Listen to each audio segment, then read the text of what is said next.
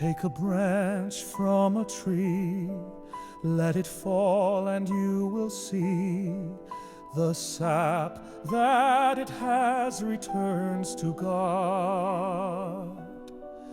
But the branch, it does wither, it withers and it dies due to darkness and separation from God.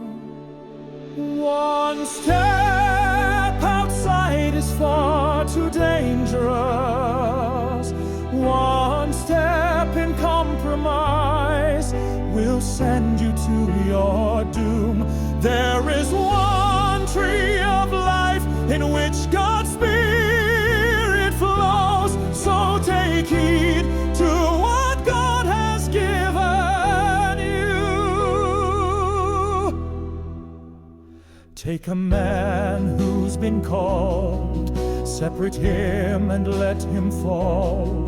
The Holy Spirit returns back to our God.